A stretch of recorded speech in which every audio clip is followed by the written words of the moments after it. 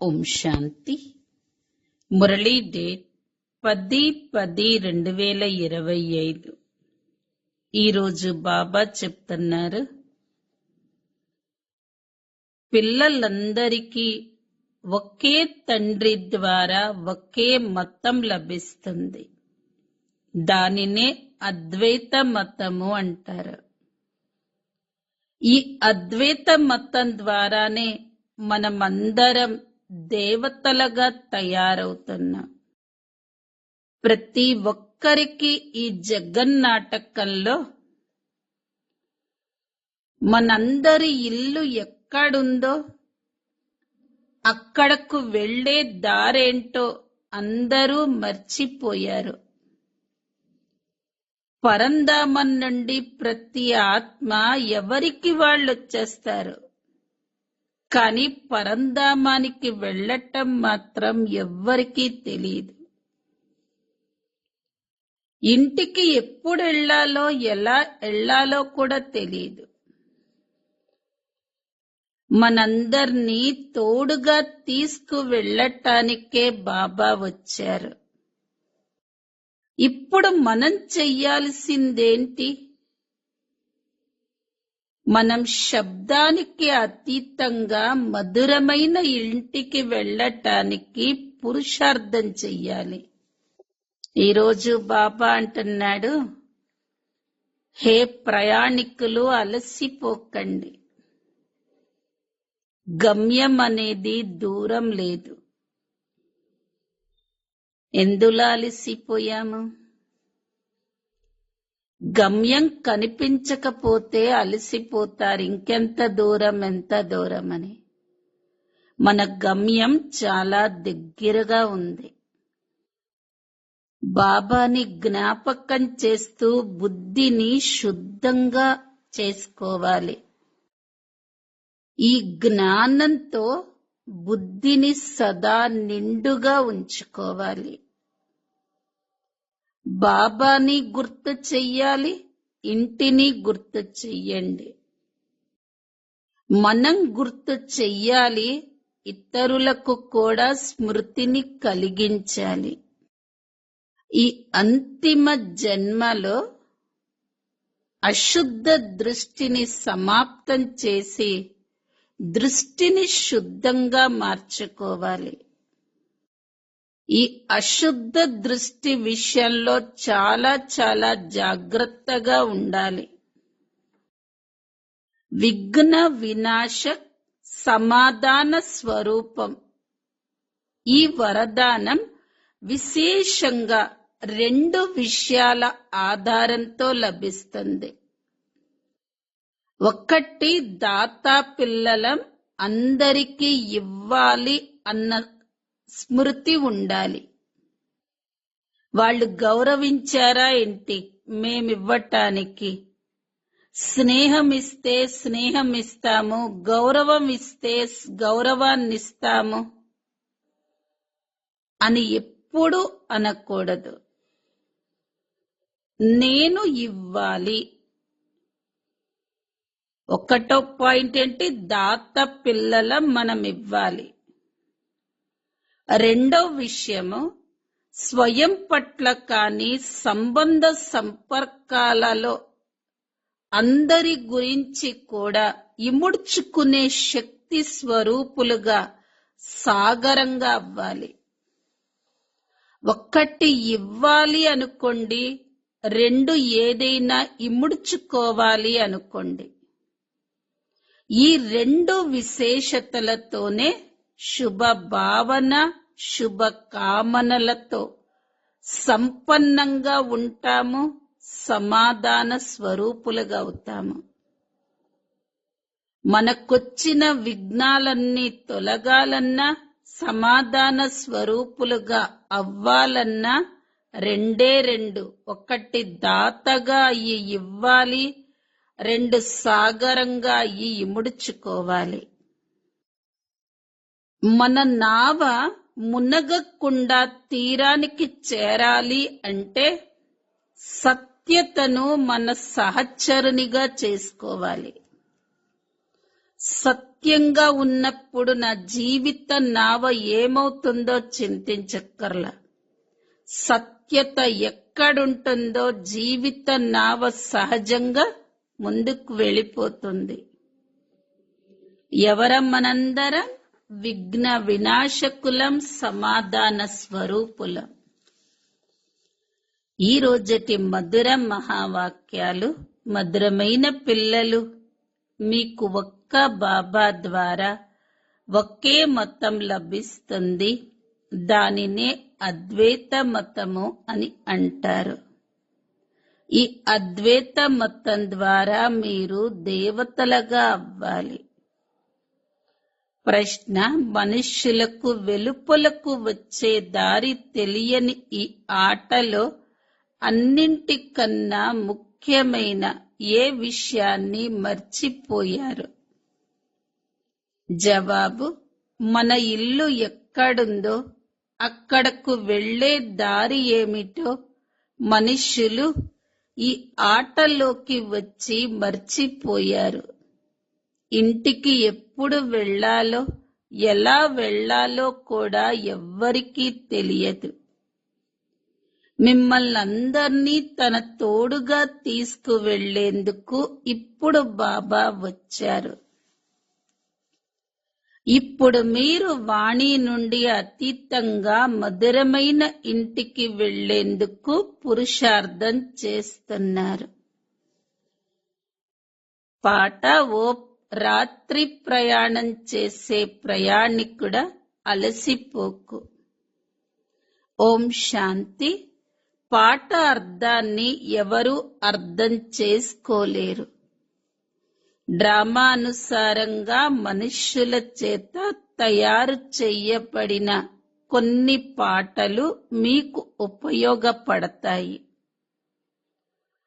ఇప్పుడు మనమే దేవీ దేవతలుగా అవుతున్నామని పిల్లలు అర్థం చేసుకున్నారు.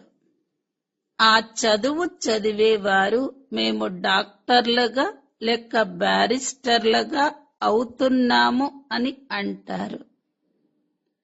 అలాగే మీ బుద్ధిలో కొత్త ప్రపంచం కోసం మేము దేవతలుగా అవుతున్నాము అని ఉంది. ఈ ఆలోచన కేవలం మీకు మాత్రమే వస్తుంది. అమరలోకం కొత్త ప్రపంచమని సత్యుగాన్నే అంటారు.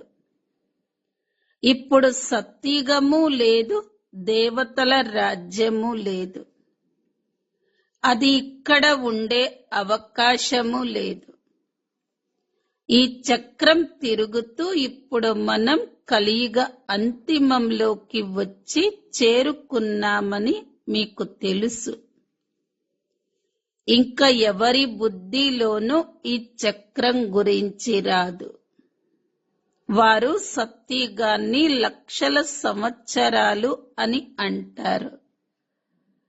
తప్పకుండా 5000 సంవత్సరాల తర్వాత ఈ చక్రం తిరుగుతూ ఉంటుందని పిల్లలైన మీ బుద్ధిలో నిశ్చయం ఉంది.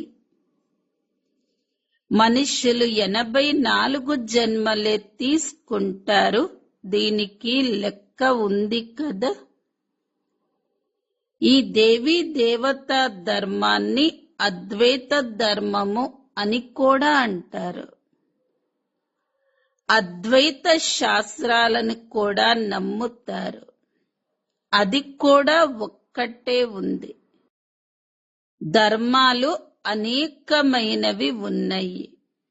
అలాగే శాస్త్రాలు అనేకమున్నాయి. కానీ మీరు ఒక్కరే. మీకు ఒక్కరి ద్వారా ఒకే మతం లభిస్తుంది.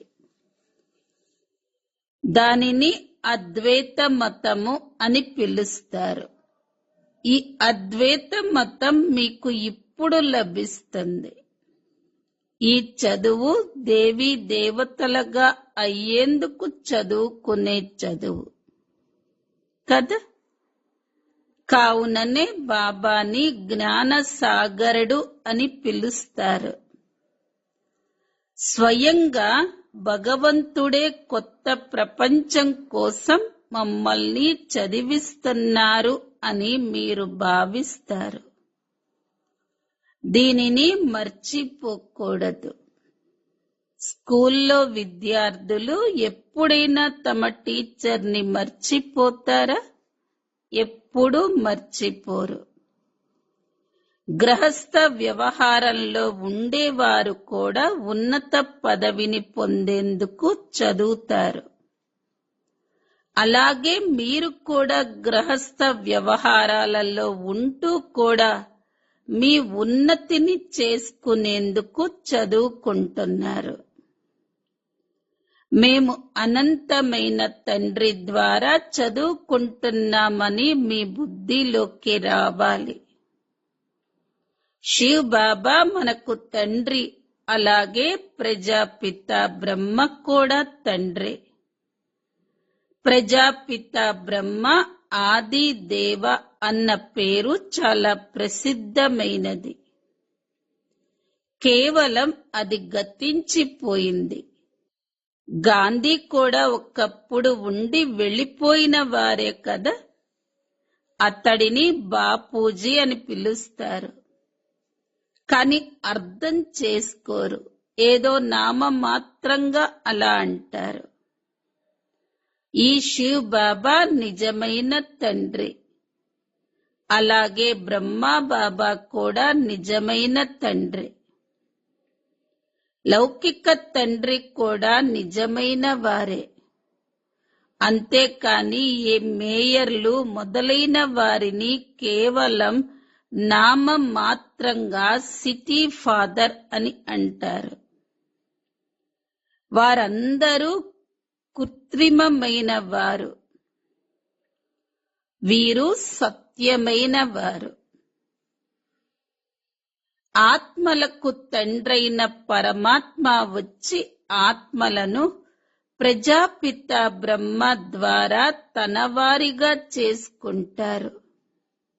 వారికి తప్పకుండా అనేక మంది పిల్లలుంటారు కదా. శివ్ బాబాకు అందరూ పిల్లలే. వారిని అందరూ తలుచుకుంటారు. అయినా కొందరు వారిని కూడా నమ్మరు. పూర్తి నాస్తికులుగా ఉంటారు. వారు సంకల్పంతో ఈ సృష్టి తయారయ్యింది అని అంటారు. ఇప్పుడు మీకు బాబా అర్థం చేయిస్తున్నారు. మేము చదువుకుంటున్నామని మీ బుద్ధిలో గుర్తుంచుకోండి. మిమ్మల్ని చదివించేవారు శివ్ బాబా. ఇది రాత్రింబవళ్ళు గుర్తుండాలి. దీనినే మాయ గడియ గడియ మరిపింపచేస్తుంది. కావుననే స్మృతి చెయ్యవలసి ఉంటుంది. తండ్రి, టీచర్, గురువు ముగ్గురిని మర్చిపోతారు. ఈ ముగ్గురు ఒక్కరే అయినా మళ్ళీ మర్చిపోతూ ఉంటారు. ఈ విషయంలోనే రావణుడితో యుద్ధం జరుగుతుంది. హే ఆత్మల్లారా, మీరు సతో ప్రధానంగా ఉండేవారు ఇప్పుడు తమో ప్రధానులుగా అయ్యారు.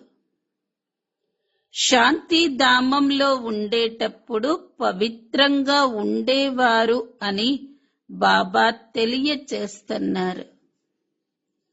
పవిత్రత లేకుండా ఏ ఆత్మ పైకి వెళ్ళలేదు. కావుననే ఆత్మలన్నీ పతిత పావనుడైన తండ్రిని పిలుస్తాయి.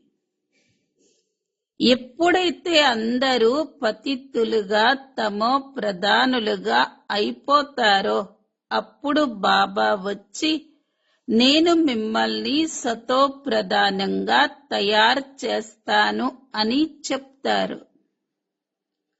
మీరు శాంతిధామంలో ఉండేటప్పుడు అక్కడ అందరూ పవిత్రంగా ఉండేవారు. అపవిత్ర ఆత్మ ఏది అక్కడ ఉండలేదు. అందరూ శిక్షలను అనుభవించి పవిత్రంగా తప్పకుండా అవ్వాలి. పవిత్రంగా అవ్వకుండా ఎవరూ తిరిగి వెళ్ళలేరు. బ్రహ్మంలో లీనమయ్యారు, జ్యోతి జ్యోతిలో కలిసిపోయింది అని అంటూ ఉంటారు. అవన్నీ భక్తి మార్గంలోని అనేక మతాలు. ఇక్కడ మీది అద్వైత మతం. ఒక్క బాబానే మనుష్యుల నుండి దేవతలుగా తయారు చెయ్యగలరు. చదివించేందుకు కల్ప కల్పం బాబా వస్తారు. వారి పాత్ర ఖచ్చితంగా కల్ప పూర్వంలో జరిగిన విధంగానే జరుగుతుంది. ఇది అనాదిగా రచింపబడి ఉన్న డ్రామా కదా. సృష్టి చక్రం తిరుగుతూ ఉంటుంది. సత్యుగం, త్రేతాయుగం, ద్వాపరయుగం, కలియుగం. ఆ తర్వాత మళ్ళీ ఇది సంగమయుగం. దేవతా ధర్మం, ఇస్లాం ధర్మం, బౌద్ధ ధర్మం, క్రైస్తవ ధర్మం ఇవే ముఖ్యమైన ధర్మాలు. వాటిలో రాజ్యం కొనసాగుతుంది. బ్రాహ్మణులకు రాజ్యం ఉండదు, అలాగే కౌరవులకు రాజ్యం ఉండదు. ఇప్పుడు పిల్లలైన మీరు అనంతమైన తండ్రిని గడియ గడియ స్మృతి చెయ్యాలి. మీరు లౌకిక బ్రాహ్మణులకు కూడా అర్థం చేయించండి. బ్రాహ్మణులు పిలకగా ఉన్నారని, బ్రాహ్మణుల వంశావళిలో మొట్టమొదట మీరే ఉన్నారు అని బాబా ఎన్నోసార్లు అర్థం చేయించారు.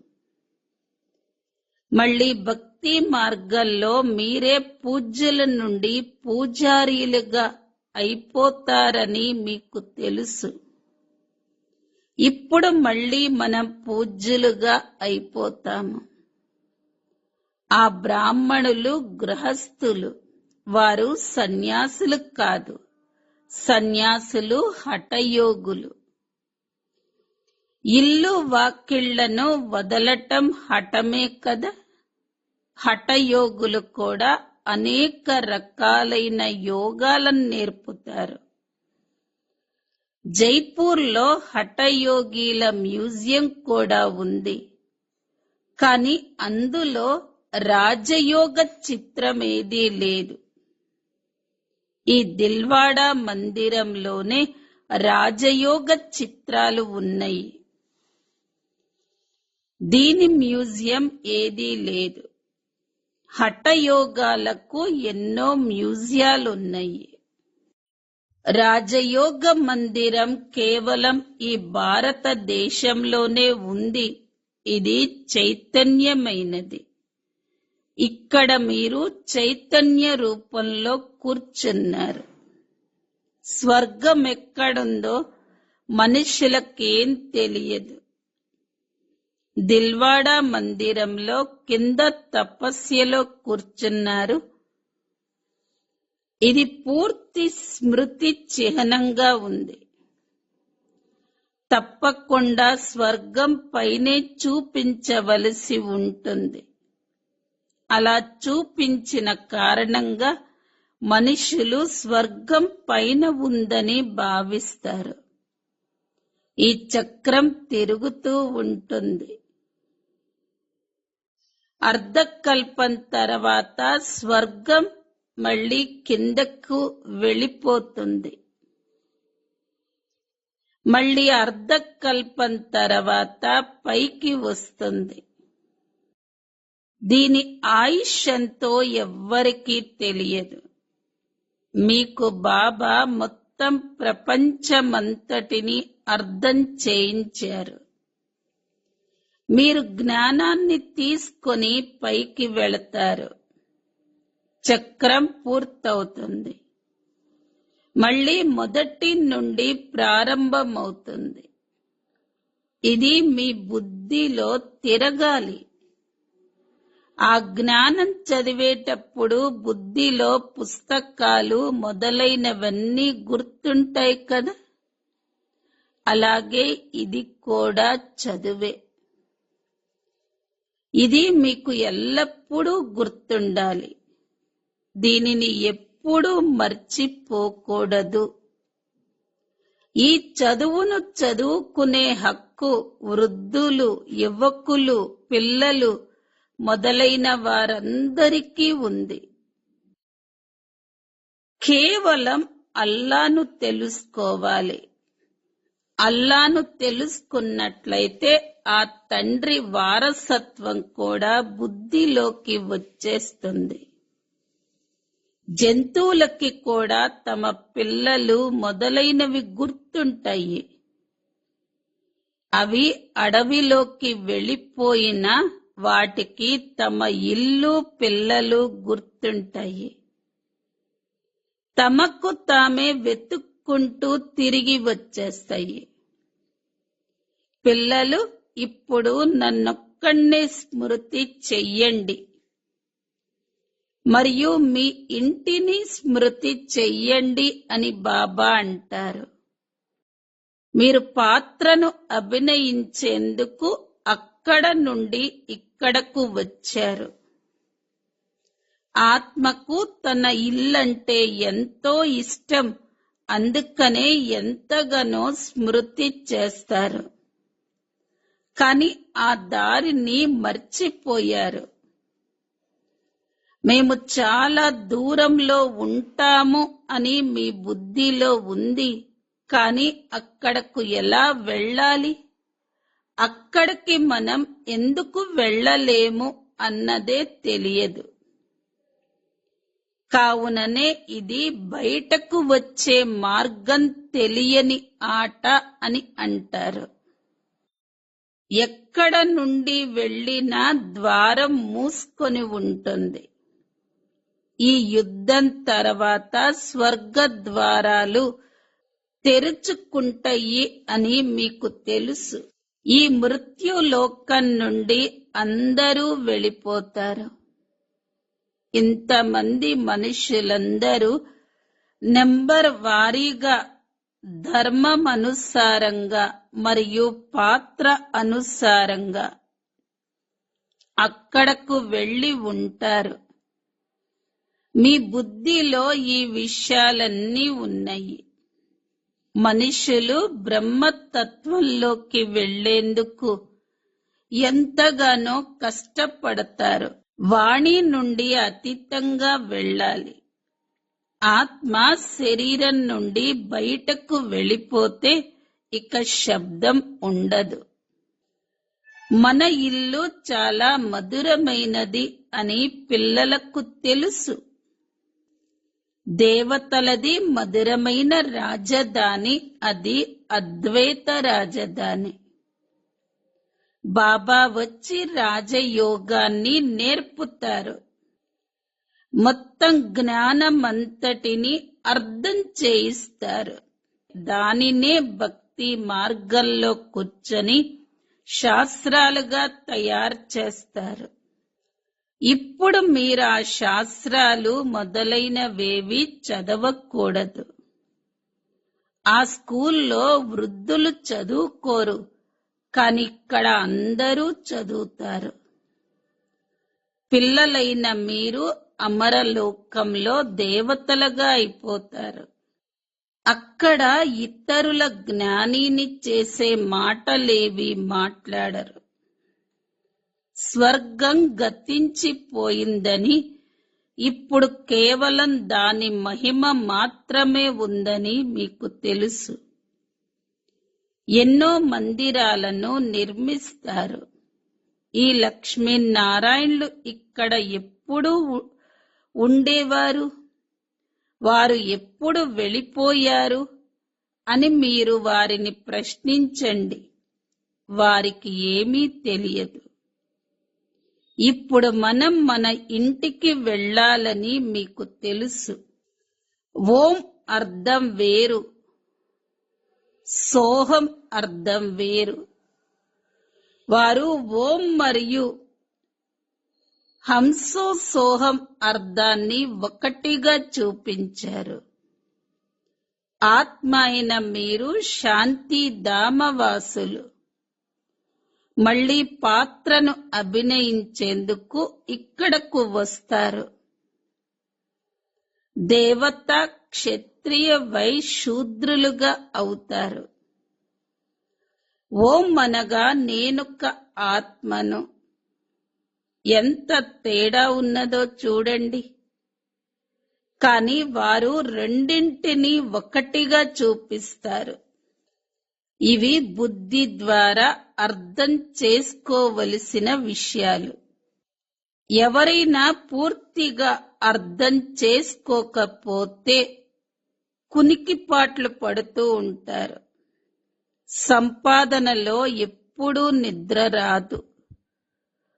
ఆ సంపాదన అల్పకాలికమైనది. ఇది అర్ధకల్పం కోసం ఉంటుంది. కానీ బుద్ధి ఇతర విషయాల వైపుకు భ్రమించిన కారణంగా అలసిపోతారు, ఆవలిస్తూ ఉంటారు. మీరు కళ్ళు మూసుకొని కూడా కూర్చోకూడదు. ఆత్మ వినాశనం లేదు. ఆత్మ వినాశనం లేనిదని, శరీరం నశిస్తుందని మీకు తెలుసు. కలియుగ నరకవాసుల దృష్టికి మీ దృష్టికి రాత్రికి పగలకు ఉన్నంత తేడా ఉంది. ఆత్మ అయిన మీరు బాబా ద్వారా చదువుకుంటున్నారు. ఇది ఎవ్వరికీ తెలియదు. జ్ఞాన సాగరుడైన పరంపిత పరమాత్మ వచ్చి చదివిస్తారు. ఆత్మైన మనం వింటున్నాం. స్వయాన్ని ఆత్మగా భావిస్తూ బాబాని స్మృతి చెయ్యటం ద్వారా వికర్మలు వినాశనం అవుతాయి. మీ బుద్ధి పైకి వెళ్ళిపోతుంది. శివ్ బాబా మనకు జ్ఞానాన్ని వినిపిస్తున్నారు. ఇందులో చాలా శుద్ధమైన బుద్ధి కావాలి. స్వయాన్ని ఆత్మగా భావించినట్లయితే బాబా తప్పకుండా గుర్తొస్తారు. బుద్ధి శుద్ధమయ్యేందుకు యుక్తిని తెలియచేస్తారు. అర్ధకల్పం నుండి దూరమైన సంబంధాన్ని జోడింపచేసేందుకు, బాబా స్మృతిని కలిగేందుకు స్వయాన్ని ఆత్మగా భావించవలసి ఉంటుంది. అక్కడ ఉండేది ప్రాలబ్ధం. అంతా సుఖమే సుఖముంటుంది. దుఃఖం విషయమే ఉండదు. దానిని స్వర్గము అని అంటారు. స్వర్గ స్థాపకుడైన తండ్రే స్వర్గానికి యజమానులుగా తయారు చేస్తారు. ఇటువంటి తండ్రిని ఎంతగా మర్చిపోతున్నారో చూడండి. బాబా వచ్చి పిల్లల్ని దత్తత తీసుకుంటారు. మార్వాడీలు ఎక్కువగా దత్తత తీసుకుంటూ ఉంటారు. నేను సంపన్నుల ఇంట్లోకి వెళుతున్నాను అని దత్తత తీసుకోబడ్డ వారికి ఎంతో సంతోషం ఉంటుంది కదా. ధనవంతుల పిల్లలు పేదవారి వద్దకు దత్తత ఎప్పుడూ వెళ్ళరు. మీరు ఈ ప్రజాపిత బ్రహ్మ పిల్లలు కాబట్టి మీరు తప్పకుండా ముఖ వంశావళీలుగానే ఉంటారు కదా. బ్రాహ్మణులైన మీరు ముఖ వంశావళి, వారు కుక్క వంశావళీలు. ఈ తేడా మీకు మాత్రమే తెలుసు.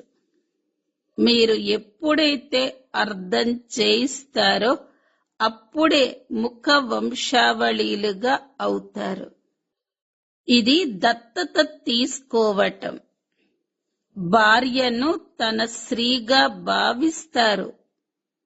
మరి ఇప్పుడు ఆ స్త్రీ ముఖ వంశావళినా లేక కుక వంశావళినా?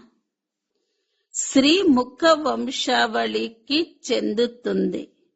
మళ్ళీ ఎప్పుడైతే పిల్లలు పుడతారో అప్పుడు అది కుక వంశావళి అంటే గర్భం ద్వారా జన్మ తీసుకోవటం.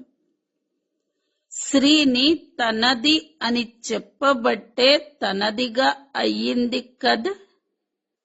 కావున అది ముఖ వంశానికి చెందినది. నా పిల్లలు అనటం ద్వారా నశ పెరుగుతుంది.